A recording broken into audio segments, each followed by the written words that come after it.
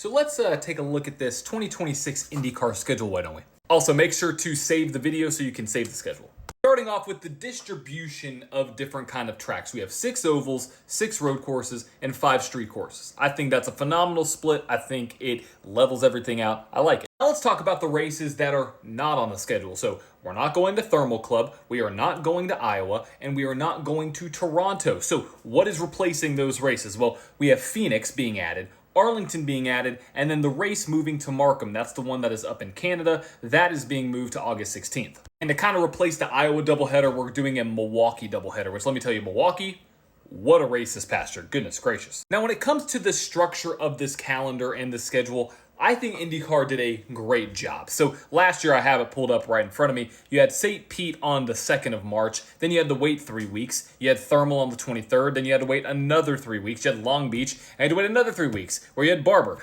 We have 3 back-to-back races in March. Now, we do have a pretty big gap between Barber, Long Beach, and the Indianapolis road course.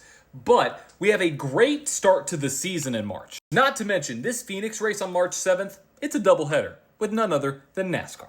Now, comparatively, when it comes to these 2 to 3 week breaks that we've seen in IndyCar, we actually have the same amount from 2025 to 2026. They're just allocated a little differently. So last year, you had 3 races back to back to back with 20-day breaks in between. You're not going to see your first big 2 to 3 week break until Barber when you go from Barber to Long Beach. The second break is actually going to be from Long Beach to that Indianapolis road course. Then the third break is going to be from Nashville all the way to Portland. So it's a little bit more spread out. Now, one of the last major changes that I've seen is the final race. We are moving away from the Nashville Oval at the Super Speedway to Monterey, to Laguna Seca. And I love that move, actually. I think having a track like Laguna Seca as the last race is going to be fairly exciting. I love that track. I actually like that track more than Nashville Super Speedway. Overall, I think it's a great schedule. I love how there's not multiple 2 to 3 week breaks at the beginning of the season. I love how there's 3 races back to back to back. I love that because it builds anticipation for the season. It builds a championship fight. It builds